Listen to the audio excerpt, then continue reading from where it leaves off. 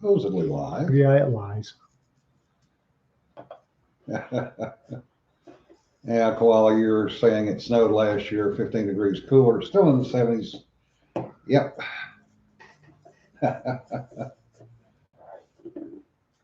uh, sorry, BJ. We actually have light today. Yay! We're supposed to get slapped pretty hard later today with weather. No kidding. Yeah. So 5 hours worth of warning. yeah. So that's why I posted the taco warning and taco watch on my Facebook a while ago. Taco warning? Yeah. The difference between a warning and a watch. Oh, okay. Yeah. Yeah, people get, I don't know if Texas has warning and watch back to front to everybody else, but Yeah. people get here and they get really confused about the difference between warning and a watch. Yeah. Yes, Raptor. Itsy bitsy, teeny weeny, light gray, and a submarine machine is what they put on the side of a Royal Air P8 Force. Royal Air Force. Yeah. Royal Air Force. This is why you don't let Air Force people name things. Guarantee you there was an E4 somewhere or an E3 that was behind that. Yes. Hey, Don, John. Uh, ice cream warning and watch. Yeah. Yeah, it did drop torps today for the first time. For the first time, P8's been in. The Brit P8. Oh, They've got 3 of them now. Okay. Um, To say that thing's been in service for a while, it's just now dropping torps. What the hell? well, see, they had. All right, I got to. Oh shit, I got to go back and tell the story. Okay, when the Brits, in their infinite wisdom, canceled the Nimrod update, they had already canceled the Nimrod aircraft. So the British Navy and British Air Force went to no ASW platforms. So the powers that be in the RAF went, this is probably not a good idea. And we had been back and forth with them for years, sharing instructors and what we call PEP exchange tours. So what they did was they sent effectively 3 ASW crews to the US. And that set of 3 crews was later replaced by another set of 3 crews. And last year, the Brits finally realized they needed to be in the ASW game. So they bought 3. Back in. Yeah, back in, bought 3 P8s. And lo and behold, they have fully qualified crews to fly those airplanes now. Good. So they've done the acceptances and they're now back in business. And yeah, as DW says, they decommissioned one of their aircraft carriers without a replacement and then commissioned the replacement with no aircraft. Yes, that's an issue. That's kind of scrambling, isn't it? Yeah, well, they were doing away with the Harriers because of the issues with Harriers. Because quite honestly, they are a son of a bitch to fly. They're apparently a little finicky. Yeah, they're just slightly unstable. A little finicky. Yeah, a little twitchy. Yeah. Anyway, what I was going to talk about to start with today was sports. I think it's the ultimate slap in the face for the administration and baseball to see the Atlanta Braves end up in the Super Bowl, the World Series. What's that got to do with prostitute in China? It's just freaking hilarious. I don't. Why? Because because of the voting in Atlanta. Oh, they took the All-Star game away from Atlanta. So now they're getting all that money back in spades with the World Series. So they're getting rewarded, is what I'm saying. Yes. Atlanta Braves versus the Astros. Actually, I would love to see the Astros win it for Dusty Baker. Because Dusty Baker is older than I am, which ain't saying a lot. But he was one hell of a ball player back in the 60s and 70s and 80s, Okay. and very stand-up guy. Won a World Series as a player. Was a manager in the 90s, made it to the World Series and lost. Okay. He's now 72, he made it back. And this is probably his last chance. So I'd love to see him be able to put that check in the box that he won a World Series as a player and as a coach. All right then. So we'll see what happens. See what the Astros, if they can pull anything out of the bag. The other interesting one is, plus the Braves had Travis Tritt sing the national anthem. Yeah, that was good. Ouch. Yeah. Ow. Slap, slap, slap. Yeah, Josh, stickball. I used to watch it until the strike in the 90s, then I quit watching it. I've been telling people, well, we both have on this podcast, the cancel culture is about 9 original twidiots. Yeah. Hiding in their mother's basement. Lurking in their mother's basements, and a whole bunch of people that retweet that don't actually read it. And each of those 9s has maybe 100 sock puppet accounts. Yeah. People need to stop listening to the cancel culture. Yeah. No, I don't have any chickens, BJ, so I can't sacrifice one of them. The other thing is this basketball player for the Celtics, and his name escapes me right now, that is basically, he's I think Croatian or Albanian, somewhere over there, Central Europe. But he has absolutely been going after the Chinese for their human rights abuses. Sure he's not Polish? Might have been Polish. Anyway, it's to the point now that China has banned all Celtics basketball games in China. I'm sure they're crying right now. Well, you got to wonder what the Celtics management is doing. They're pulling their hair out about now. Because here's their star player who is making up his own shoes that say F China and various other things. He's going after Nike for child labor in China. He's going after the Chinese. You know how hard it is to find any clothes that aren't made in China, especially shoes? Yeah. Holy crap, it's hard. Hey, don't need to sacrifice chickens. Just go get a bucket of KFC. No. And I don't have any more chickens left next door, so I can't sacrifice those. I started a Facebook business page under Law Dog that I was going to mirror my blog and make official announcements and such. Yeah. And Facebook's a pain in the butt. Yeah. Every time I log on to the business account, they're trying to sell me stuff. Of course. And they're trying hard. Yeah. My current highest trending post, we're going to be at TollCon apparently. Yeah. In Tulsa in late April. Yeah. April. End of April. End of April. We will be at TollCon. There is plotting afoot. Apparently, Dave Clark told me that David Weber wanted a copy of the Ghost of Malta anthology, which really freaked me out. Well, apparently, Dave Weber is going to be the guest of honor at TollCon. So, yeah, there's plotting. Yeah. So apparently I have to have Ghost of Malta out before TollCon starts. You do. And Rita and Jana are planning a book launch party, and I'm sitting in the corner just whimpering. And since this is TollCon's very first ever, apparently, effort. There is potential. This is their number one first con. There's a lot of talk going around of, and I quote here, setting the standard. Yeah. Yes, John. Dave is going to be the guest of honor. And you're right about China. They're going to make money for themselves. They don't care about anybody else making money. No, hell no.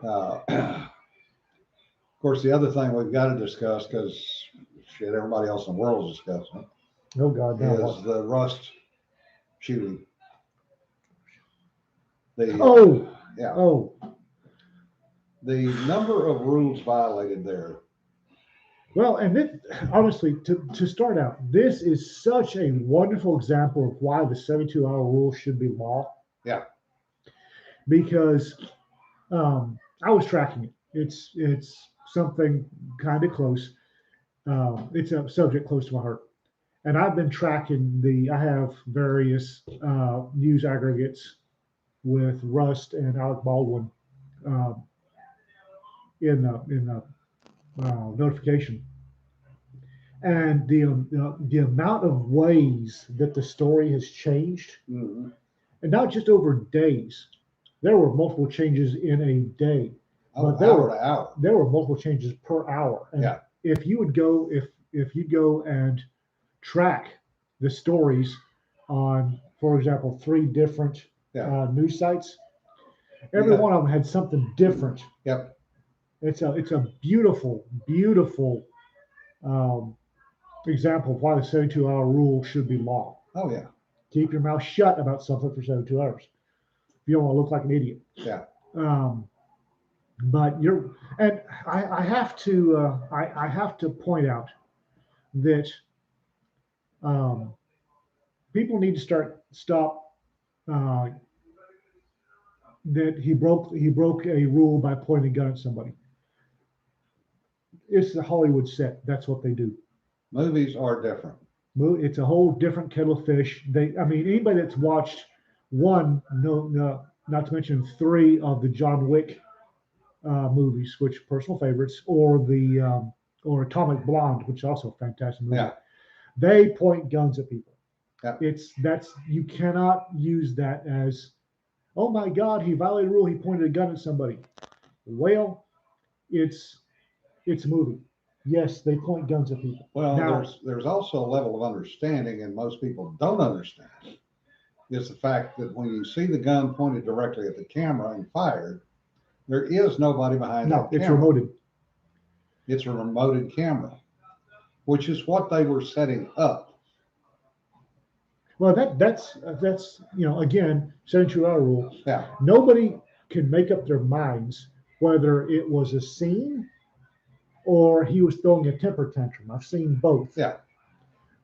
Which is why I've not commented on that at all. No, I'm going to make general comments here, and I am not going to point the blame. But just generally speaking, this is a prime example of why the 72-hour rule should, because people that made a whole bunch of folks that made pronouncements. Yeah. The first day or the first hour this happened, be clown themselves pretty hard. Yeah. I was watching a making of John Wick, and I didn't realize that he was using a plugged airsoft gun. Yeah. And it was a green gas airsoft gun so that there would be recoil. Yeah. And then the flash effect and the noise was dubbed in later. I didn't realize that. Yeah. I mean. Well, and that's something. And John actually, he shouldn't have been checking the pistol, because I'm gonna guarantee you he did not know how to check that pistol. It's Alec Baldwin. He doesn't have a clue. Yeah. He doesn't know. No. He would have been more unsafe checking the pistol. Yeah. All the actor has to do is receive a gun in the proper condition. Yeah. Do some preset motions. Yeah. And then hand it to the armorer afterwards. Yeah. Period. That's the only thing an actor needs to be doing.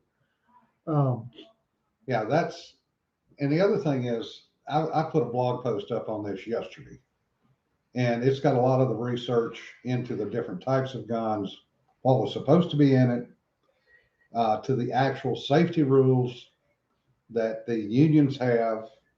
Which I dislike unions, I really do. Yeah. But the union safety rules for film sets, people are, oh my God, that's union safety rules for film sets make a lot of sense. I mean, hell yes. The violations, though, are epic. One, there was a live weapon on the set. There was live ammunition on the set, which shouldn't have been anywhere near. No. 2, they were running on the cheap, so they couldn't afford to have a professional armorer because they couldn't afford the salary for that person. Nope. 3, they took a chance on Thrill. Well, honest to God, on Thrill, this was not her first, It was her second. second or third. Second. Yeah. But the problem is, she was new enough and young enough that she was what they call in the business a bunny. So anybody that would overshadow her could, i.e., Baldwin's normal attitude. Right. He was doing this on the cheap. There were already complaints about safety on the set. Apparently, multiple complaints. Yeah, multiple complaints.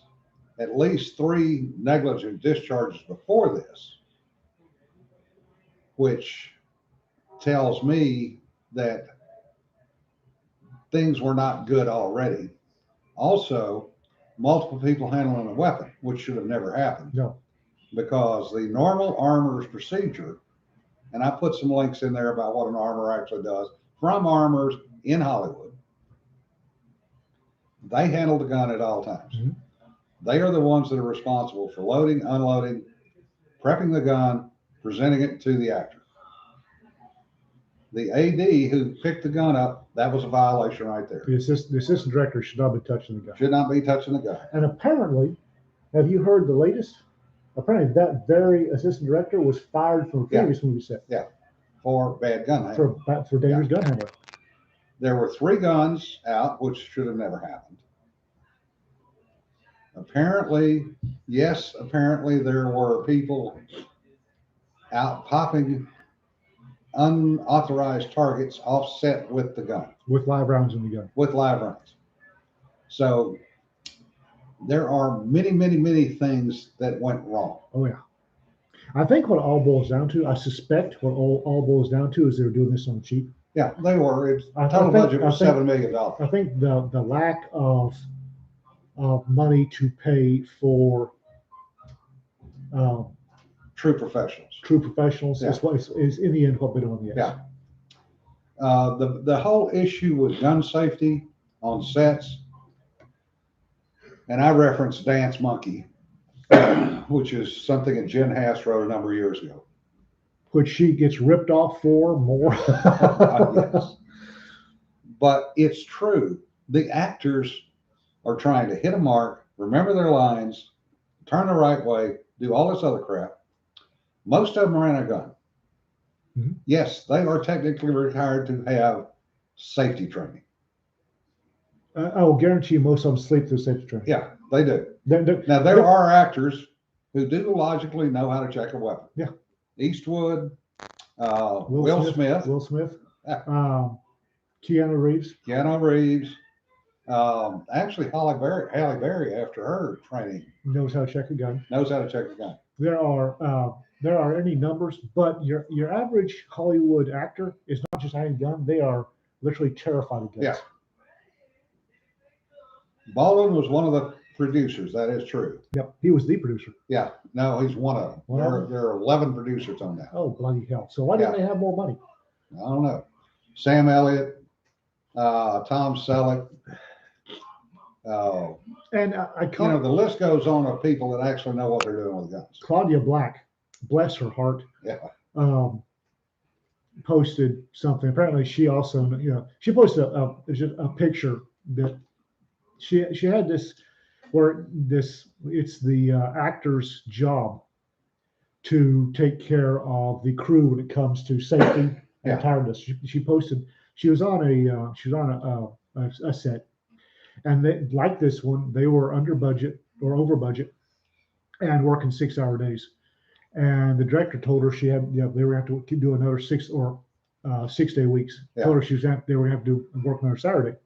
Yeah. And she said, hang on. I went to talk to the crew. And the crew said, we can't, we're exhausted. Yeah. And she said, the crew doesn't have any pull, but I was the lead actress. I had pull. Yeah. So it was my responsibility to go. The director said, no, I can't do it. Yeah. And the picture, she's got an obvious prop weapon, obviously glued together out of styrofoam, and her finger is indexed on the slide. Yeah. DW Branca came out, and he kind of beclowned himself a little bit too. Who did? Andrew Branca, the lawyer. He does that on a regular basis. Yeah. Bronco Andy, he's got a closet full of clown shoes and loves wearing them. Yeah. It won't be felony manslaughter. No. It will. I don't know if New Mexico has a death by misadventure. Yeah, I think they do. It's going to be. It's going to wind up being a death by misadventure. Yeah. And no, it's not fair. If anybody who wasn't on a movie set Yeah. had pointed and said, oh, somebody else checked it, Yeah. we'd be piping sunlight to them in their cell. So no, it's not fair. Yeah, Adam Driver's another one. Adam Driver's. That boy's scary. Former Marine. Yeah, that boy's scary. He's scary good with his weapons. But but you can't. There are a number of high profile actors that know what they're doing around guns. Yeah. And I will guarantee you, every one of them still follows the rules. Yeah. The screen actor or the guild rules on on-set weapons handling. Yeah, the armor though is the critical factor. Yes. The armor has to have the stones to tell the director no. Yeah. And like you said, she was a bunny. She didn't have the face or the oomph to tell the director no. Yeah. So the director and producer, I will guarantee, we'll never know, but I'm pretty sure that they ran roughshod over. Yeah. Thel Reed is Hannah's daughter, or dad. And he's got the face, and he can tell a producer or director no and make it stick. His 24-year-old daughter doesn't. No. And she had worked with her dad on sets. So she saw it from the inside, but she did not have the authority because Thel Reed is one of the original leather slap masters, gold grandmasters. Huh. She's 24. He's in his 70s. Yeah. So she was kind of a December baby there. Yeah. No kidding. But again, she was a young girl. Yeah. And Adam Baldwin is not, or Alec Baldwin, excuse me. Adam Baldwin's another one of those guns. Yeah. Alec Baldwin is not going to listen to a 24-year-old girl tell him what to do. Yeah, Don, you're right. It's a terrible example of what happens when standards, movie or otherwise, gun safety rules aren't followed. Yep. And, there's going to be plenty of blame to go around. Oh, yeah. But the question in my mind is in the next year, how many suicides will there be because of this? Oh. Well, and this, everybody's freaking out because Hollywood's going to come out with new gun rules, new gun laws. I don't have an issue with that as long as you can find a set. Yeah.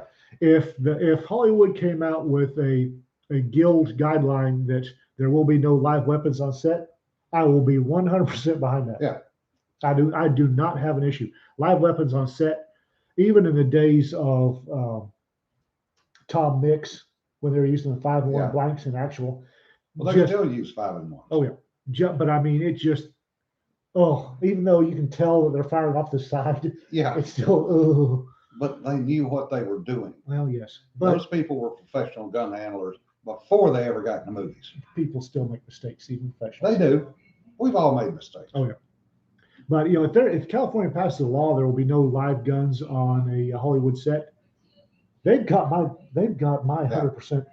The problem with that is the realism in movies will go down. I don't know. It will, because, and one of the comments that I saw fly by was, oh, well, they could just do this with CGI. Yeah, you can, at $2,000 to $5,000 a minute.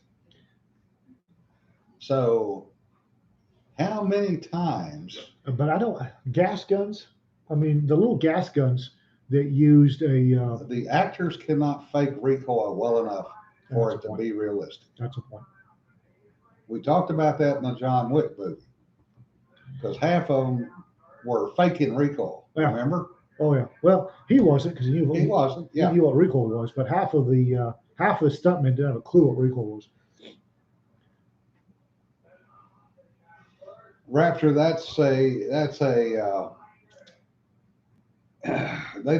did not actually shoot at the actors or get ricochets near the actors. That stuff was added in by sound effects. What's that? He says back in the old days, they apparently did use live ammo to get the bullets ricocheting near the actors. No, you can tell that the ricochet noise was done in, what's that process called? Foley. Yeah. Foley art. You can tell Yeah. Foley artists dubbed in the ricochet noises, just like anybody that's been around a horse Yeah. knows that the horse steps Don't sound like that. are no. Yeah. Yes, I could. That's a very large coconut you're using, Yeah. but still not a horse step. Yeah. Yeah, John, the people get shot in the movie, it's fake as it gets because people don't react like that when they're shot. We all know that. Most of them don't notice it until they bleed out. Yeah, but it's the friggin' movies. You got to have the action. And I love me some action movies. Like I said, Yeah. I love the John Wick franchise. I love Atomic Blonde. Yeah. I do. I friggin' love. But again, I will not. I honestly, if they have passed a law or rule that says no live guns on set, Yeah. They've got my full support. This is the third one I know of to get killed. Yeah. And goddamn, I realize that that's not a bad rate. 3 people that I know of Yeah. getting killed by live guns on set in the last how many years? Well, actually, 2 of them were not live guns. Well, they were live guns with blanks. Yes. John Eric Hexum was a blank Yeah. in a That 44 Magnum. Yeah. That he held to his head and pulled the trigger. Because he was He was stupid. He was stupid and simulating Yeah. Russian roulette.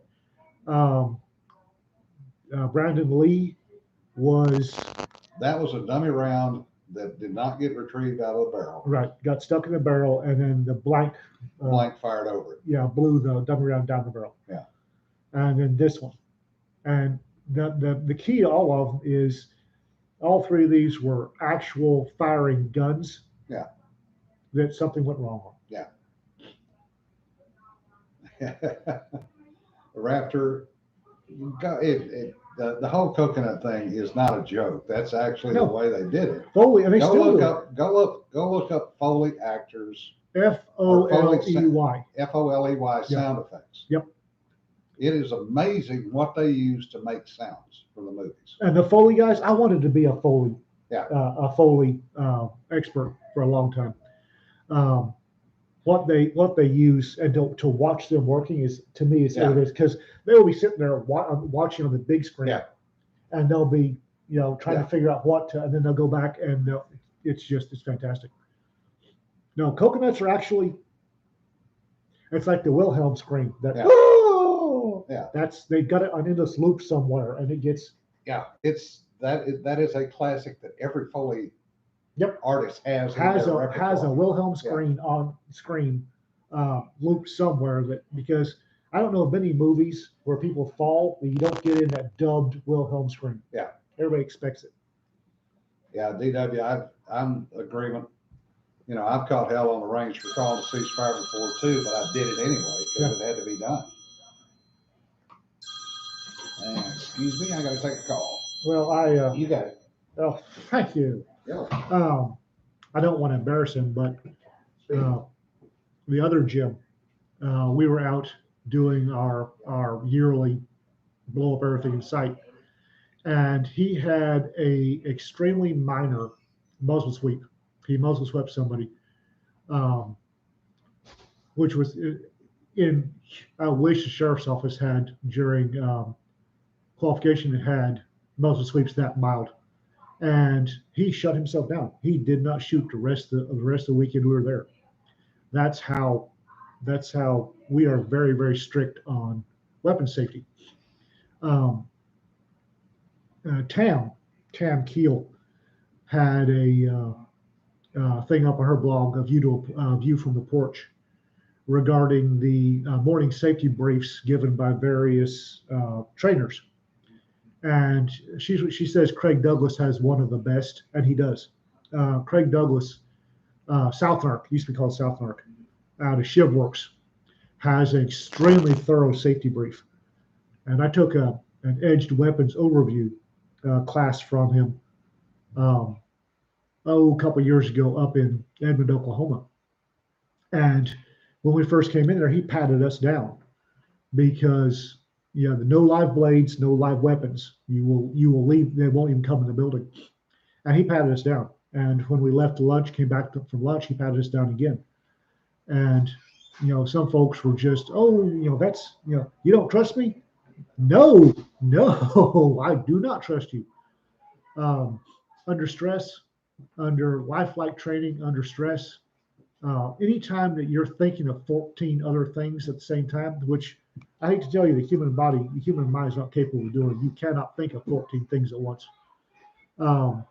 You will default to channeled reactions. Yeah. And if one of your channel reactions is going for your centerline fixed blade knife, and you're carrying it, and you walk in to class thinking, well, I know it's real, I won't stab anybody. Yeah. Under high stress, being pushed, odds are you will, if you train, you will go for it, and that's a tragedy looking for a place to happen. Yeah. So, Josh, the interesting thing with that is we still don't know the actual gun, whether it was a single action. It was a single action of some type. We know that. and I have a suspicion. Correct. I have a suspicion it was borrowed from somebody. Well, they had 3 of them, so I'm pretty sure it was borrowed from a local. Possible. Because there's no movie prop house that's stepped forward and claimed that they supplied the weapons. And I know that it's been done before. Oh, we need a whatever. Yeah. Well, go ask Farmer Brown down the road if we can, we'll give him a walk-on part if he'll let us borrow his whatevers. I know it's happened before. I've seen it happen before. Yeah. But Baldwin would have had to have cocked the pistol and squeezed it off. Mm-hmm. It's not a double action, because there were not double actions in that period.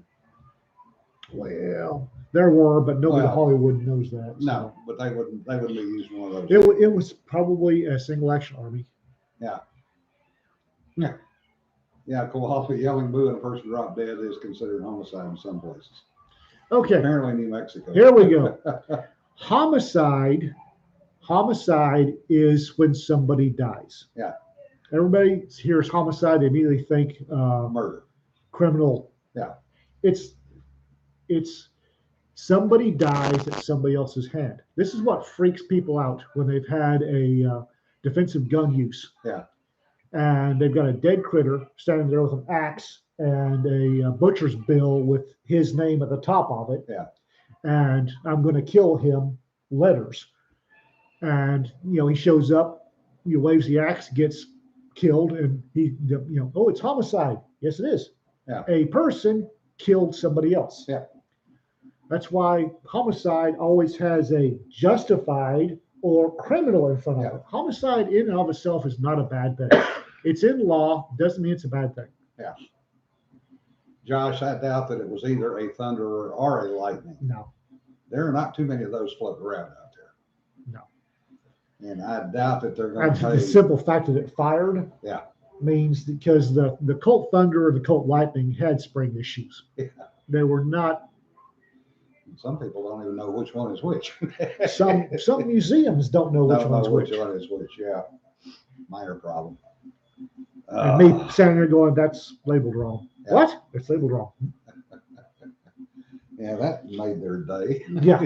And then we started checking. That was bad. The Colt double action, the Thunder and Lightning, one is 38 Colt or 38. One's 38, one's 41 Colt. Yeah. I think the Thunder is 41 Colt, and Lightning is the 38. And they had a 41 Colt, clearly roll marked in barrel, labeled as a Lightning. It's like, that's incorrect. Yeah. What? That's incorrect. That's a Thunderer. The Lightning over there. You need to switch those two. Well, our expert, Google. Here you go. Oh, would you all mind taking a look at some other stuff? Yeah. Oh, God. Do we have coffee? Because we're going to need coffee. Yeah. Well, that was a fun day. We need to do that again. Yeah, we do. Yeah.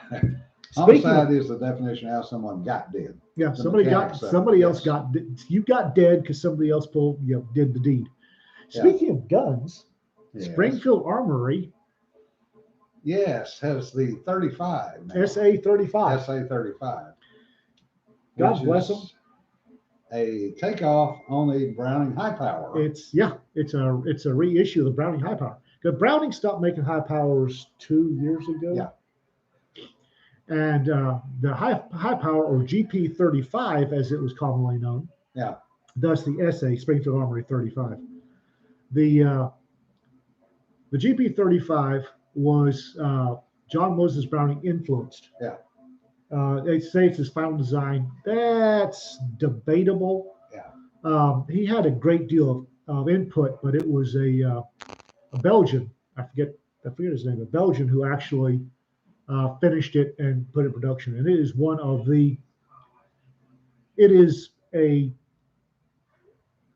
was the definition of 9mm for a long time. And Browning and then FN produced the high power from 1935 until 2018, I think. Yeah. And I finally stopped making it, to the disappointment of a lot of people. Well, Springfield Armory apparently got a hold of the design.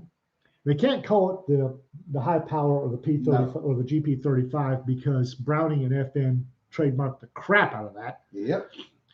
But they sat down with the design, took some stuff that a whole bunch of gunsmiths had been doing for years.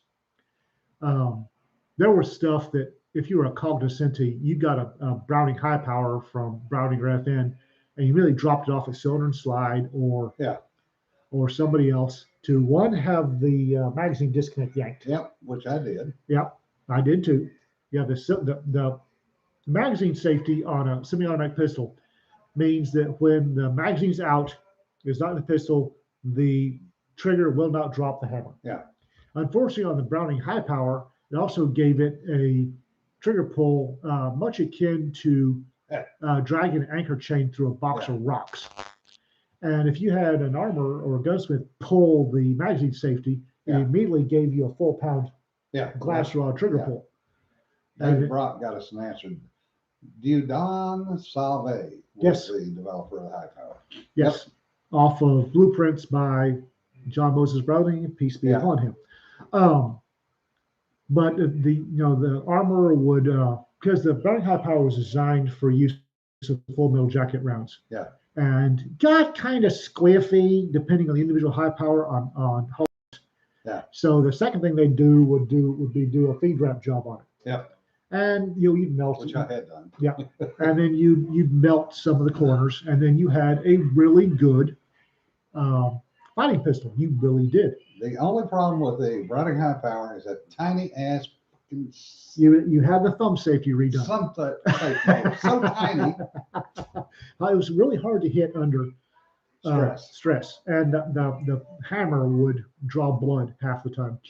So you take, you buy one, new in box, and you take it still in the box, drop it off to your gunsmith, and he replace the hammer with, build up the beaver tail, work on the feed ramp, and pull that idiot magazine safety. Yeah. Well, apparently, Springfield Armory said, "Ho-ho!" and they did all that for you. Yeah. So I'm really looking forward to getting my hands on a SA-35. Oh, I did not know that, David. David said Dieudonne Salve is the father of the FN-49 and the FAL.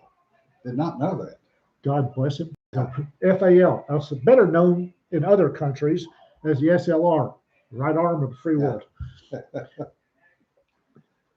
More communists became good communists at the hands of an SLR than. You left-handers were shit out of luck with the high power of the 1911. Everything that came out prior to about 1980, you guys were just screwed. Yeah.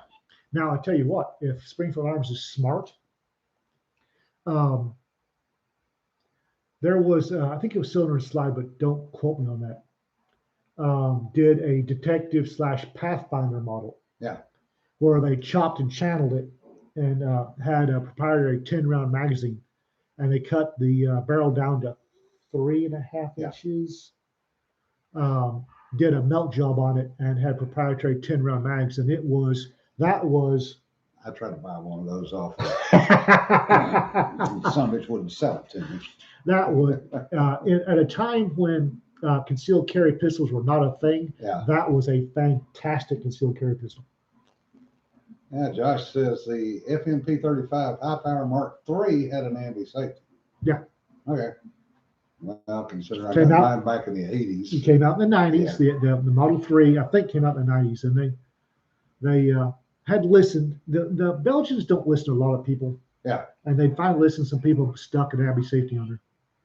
The other thing I like, and I'm weird, I hate guns with 13 round magazines. I don't know why. I dislike guns with a 13 round magazine. 13. Which doesn't mean anything. I still hate guns with 13 round magazines. South Africa came out with a 17 round magazine for high power that fed like a dream. Yeah. So when I was carrying a high power for the sheriff, I had a belt full of 17 round magazines. Koala says she can buy a Harvard law degree from Amazon. Okay. That's a little out of left field there, but yeah. Dagger. Whee! Yeah, aftermarket parts designers do well.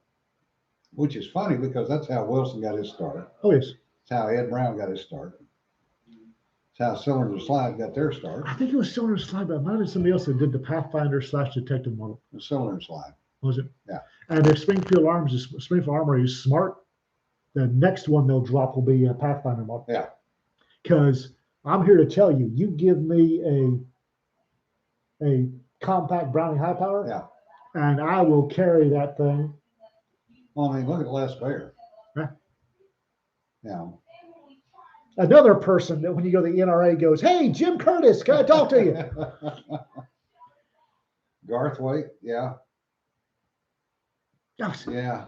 If you ever have the chance, follow Jim Curtis around the NRA convention, and then just have your little. Not my fault. I'm an old fart. Have your book of autographs ready because the number of people that will call out to Jim that they need to talk to him is just fantastic. Sorry. Rodney Barrett. That's like I'm standing there because it's Rodney Barrett. I don't know what to say. He looks right past me, goes, "Jim Curtis, you old whatever. I need to talk to you." It's like, motherfucker. Sorry. Les Bear. Hey, Jim. I've known these people for a few years, like 30 or 40. Boy, we pissed off old El Paso salary, though, didn't we? No, those fuckers. Don't ever buy anything from old El Paso salary. Which was bad. That was the one friggin' time that I was going to outdo Jim Curtis because I've been buying holsters from old El Paso salary, and I've had some input into one of their holsters. And there was a time when I knew the folks of old El Paso pretty well. And I was going to friggin' outdo Jim Curtis. So I headed over to old El Paso because I wanted somebody to look past Jim and go, "Hey, Ian," for once. And those bastards couldn't give us the time of day. They were bored. They didn't want to be there. They were drunk. Oh, God. Because they'd been gambling the night before. They didn't want to be there. And there's actually they thought guns were icky. Yeah. God, I was pissed off. So we stopped supporting them in any way, shape, form, or fashion. Which is a shame because I really like their holsters. Yeah. But if somebody can't give me the time of day at an NRA convention, then I'm sorry. I mean, hell, the Charter Arms guys with no guns were talking to us. Yeah. You know, they were. HS Precision. Yeah. Oh God. Lon Horiuchi. Yeah, Horiuchi. That was the year that HS Precision gotten stupid. They make really good, or used to make. Yeah. Still do. Really good aftermarket drop-in stocks for Remington 700s and some other stuff. And they had run a campaign featuring Lon Horiuchi talking about how good the HS Precision stocks were. And for those of you who don't know, Lon Horiuchi was the FBI sniper who shot Vicki Weaver through the face while she was holding her baby. Yeah. Because he accepted some unlawful rules of engagement and didn't see an issue with them and shot a mother unarmed standing in a door holding her newborn baby. Anyway, I got issues with that. Yeah. So we would go by HS Precision and go, HS Precision, women and children first. Yeah. Yeah, they were not happy with us. Oh, they were pissed. San Pedro saddlery is good quality as far as I know, David. I don't personally have anything from them, but everything I've heard, they're quality. I gave away in Houston. I gave away all my old El Paso saddlery stuff too. Yeah. Damn it. I was just realizing that I think everything had Dots Kydex. Yeah. Yeah, John, the convention's in Houston next year, so we'll see. Later this year or next year? Next year, Houston, Oh, NRA. it's October. This is later this year. Yeah. Never mind. Duh. Wow. Wow. Miskatonic U. Miskatonic U? Yeah, Stephanie. I used to have diplomas from Miskatonic U, Go Pods. Yeah. There was Chris and I picked up a role-playing game edition that was Miskatonic U, and it was funny as hell. Yeah. Very tongue-in-cheek, glorious. I wonder where that is. I bet Chris still has it. Anywho, Yeah. really looking forward to taking a look at this. I love Bounty Half Hours. I really do. Yeah. Carried one for a while. Good business. Yeah, we shall see if we can find any that show up locally. Well, from the way the internet's reacted, they're getting bought as soon as they come off the press. Yeah. Well, it's the same thing with the new Colts. I mean, they're, Oh God. you know, one a month if you're lucky, if you're a certified dealer. There was our local gun store, whom we love. Actually, we trademarked, by the way. Got in one of the 3-inch Colt detectives. Yeah. And it had a VZ grip from the. That was a Python. Was it Python? Yeah. Had a VZ grip on it from the factory. And I was looking at it and thinking, oh, do I have enough play pretty money? Yeah. So it's like, went outside, checked to see if I had enough play pretty money, came back in, it was gone. Yep. Son of a bitch. Yeah, John, we'll always look at toys. Call it Cthulhu RPG was Yep. lots of fun, but not at all tongue in cheek. No, this one, it was for another RPG system. It wasn't Call of Cthulhu, and oh God, it was tongue in cheek. Oh God, it was hilarious. Chris, Josh, I have never met Adam Baldwin. I'd like to just Oh, yeah. shake his hand because he's a hell of a good guy. yeah, I would. And Animal Mother and Jane from Yeah. you just gotta. And plus, his Twitter apparently drives Proggies nuts. Even though I worked out of LA and I knew people in business, I never was all that impressed with the actors, quite honestly.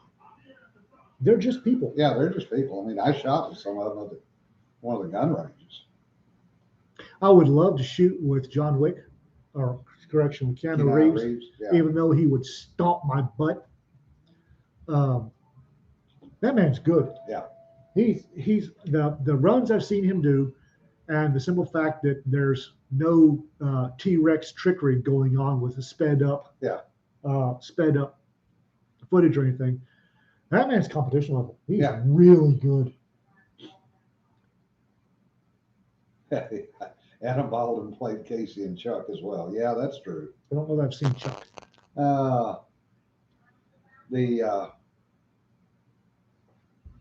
Yeah, they're very boring when they're not play acting. Yeah. Well, and I've long suspected, don't quote me on this, that they take on so many characters that their actual character is very, very oatmeal. Bland, yeah. Bland. Yeah. That you have to have a pretty much blank slate, character-wise to take on all these other characters. Yeah. And it's like, oh yay. Most people they want to meet, like I misspoke earlier, will meet John Wick, not Keanu Reeves. Because especially with some of the female actresses. Yeah. Well, Sam Elliott and Billy Crudup are both themselves, regardless. Yeah, they're not what acting. playing. They're not acting. Yeah. That's just Sam Elliott. Yeah. Sam Elliott playing Sam Elliott. Yeah. It's especially some of the female actresses. Just there's nothing really interesting there. No. What I find more impressive, personally for me, is talking to the gun folks The stunt people. and the stunt people. Yeah. If you want to get dirt, woo! If you want to get dirt, there was. But some of the just odd little stuff, Ed Bianchi talking about the slimline holster. Mhm. And where that came from was an engineer wearing a Ray-Ban glasses case on his belt. Oh, And he went, I can make a holster like that. I That's did. when he was first starting out. And that became the slimline. The when what's his nuts did Last of the Mohicans. Yeah. He had this great huge call for Native American actors. Yeah. So most of Oklahoma apparently showed up to be extras on Last of the Mohicans. Well, there were a couple of them related to officer I knew, and I got to meet them, and they got to talking about what was going on that set.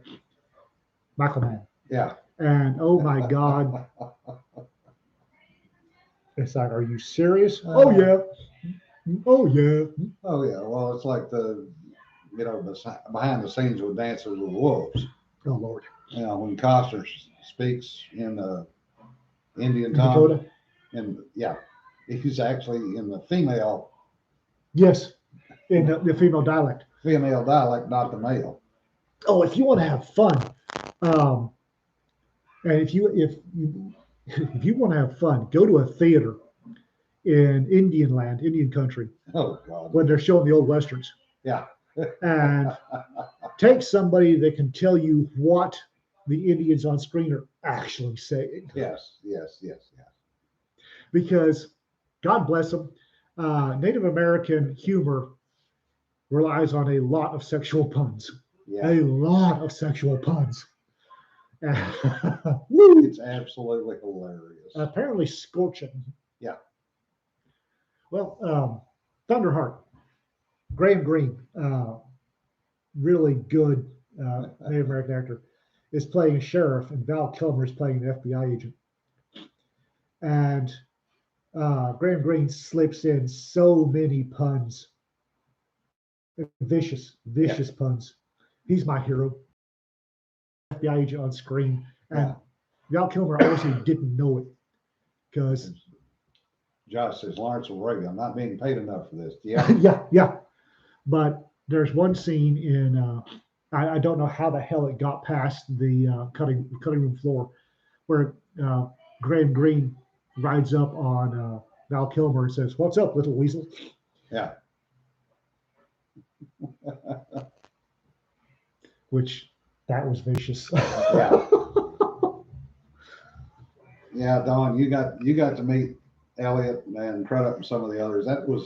Those are interesting stories.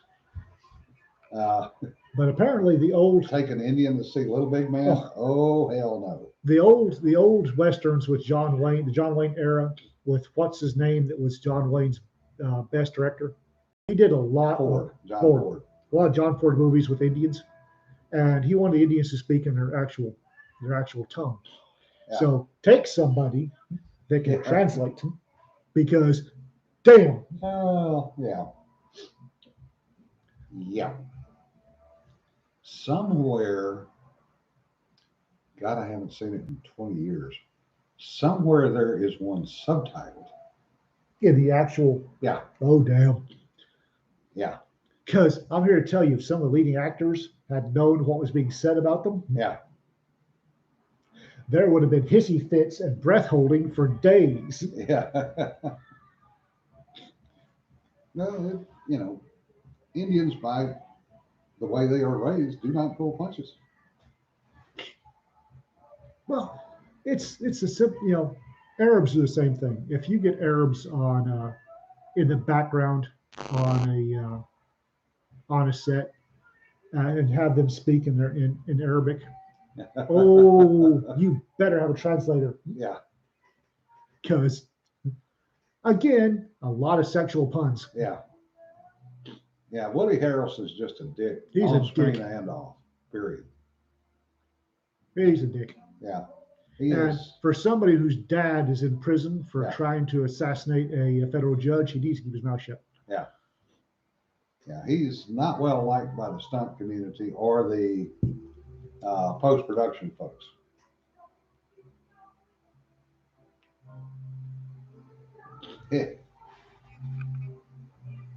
I'll laugh at the North Korean spies that speak Seoul dialect. Yeah, right. I did a lot of this one, DW. Misawa, Japan. The bar outside the front gate was owned by a North Korean spy, and she was a spider. So she was old and what was the term? Well used. But she had a couple of girls that were not well used that also spoke Korean with a funny accent. So the in-shop brief was always when you go out the gate, the first bar on the right is North Koreans. They're going to hit you for questions. Don't answer them. If anybody goes in there, just report it back so we can try to find you. Yeah. Everybody knew it. Everybody knew it. I think it was The Wind and the Lion. There was a Oh, yeah. there's a movie. Okay, something a lot of Americans don't know is Berber speak a dialect. And Derja, which is the Berber dialect of Arabic, is much analogous to Scottish English. Um, main Arabs outside of North Africa can't understand it. Yeah. And as you go from Morocco to Libya, the understanding gets less and less and less Yeah. and less. It's you get somebody from Glasgow screaming fit in London. Nobody understands what the hell he's saying. Not It's well- like the Cockneys. yeah. Well, The Wind and the Lion, they've got these Berbers on screen speaking perfect Arabic. Yeah. Not so much. I'd love to know what they were saying off screen. Apparently it was spicy. Because I saw it. Yes, that's why Sean Connery did so well in that movie. Oh, because he already had the accent down cold. That was where he was from. There's in the movie Brave, the animated movie Brave with the little Scottish girl. Yeah. One of my favorite actors, I can't remember. I'm embarrassed. I can't remember his name. Is playing one of the suitors, and he's speaking in a Doric accent, which has a lot of Doric is Gaelics in there, and it's thick, incomprehensible, mouthful of gravel. Anyway, Yeah. but if you listen to what he's saying, and then one of the other Scottish suitors goes, "We don't have a clue." Yeah. Well, that's the same way that modern standard Arabic speakers feel about Derja. Yeah. We don't have a clue. Yeah, the quick march through Tangier and storming the castle palace. Yeah. That's the classic scene out of the movie. Yeah. But yeah, it's just Speaking of classic scenes, Texas, they're pulling people out off of trains coming across the border, arresting them, not turning them over to they're CBP. they're arresting them on state charges, not federal charges. Mm-hmm. Feds have no jurisdiction. Yeah. And they found hostiles to the left. Yeah. Have fun, Steph. We'll see you later. But the other thing is they found a car full of cars, a train full of cars, not train cars, real cars. Mhm. Car hauler. Huh? Car hauler. Yeah. That were full of illegals sitting in the cars inside the locked train haulers. Not a surprise. So they were going car to car to car, arresting people, dragging them out, handcuffing them, and taking them to jail. Like you do. Yeah. Yeah. When I was at DLI, they told all Arabic basic students that they were learning a dialect that doesn't exist. Yeah, pretty Well, much true. modern standard Arabic, I don't know that it doesn't exist, but it's basically the man on 6 o'clock news. Yeah. Modern standard Arabic is mostly used by scholars and folks on TV. Yeah. Lebanese Arabic is completely different from Libyan Arabic. And Moroccan Arabic is different from Derja, also spoken in Morocco, but they all understand modern standard Arabic because that's what newscasters speak. Yeah. Yeah, it was sort of Saudi, yeah. Well, as Ian just said, there's a lot of dialects. I mean, you want to get dialectically challenged, go to India and Hindi. Oh, no kidding. There are over 100 Hindi dialects. And some of them literally can't understand. Yeah. And that is why British English is the law Lingua franca. in India. Well, it would be a lot like somebody from New York not understanding somebody from Texas, which we're actually pretty much getting there. Yeah. Well, friggin' Siri can't understand my southern accent anyway. There was actually a dialect of American English that was a movie dialect. Yeah. I forget what the hell it was called, but it was a dialect that was not spoken anywhere except the movies. And I forget what it. That's a new one on me. Google. Yeah, we'll worry about that Thursday. We've wasted another hour of your Oh, we time, have? folks. Yeah. Oh, we have. All right. Then. I appreciate y'all listening in. I apologize for the time, but scheduling being what it is with appointments and everything else, we do what we got to do. So, Power with pimples. We'll see you Thursday. Remember, don't sweat the petty stuff. Don't pet the sweaty stuff. Be safe, guys. Bye.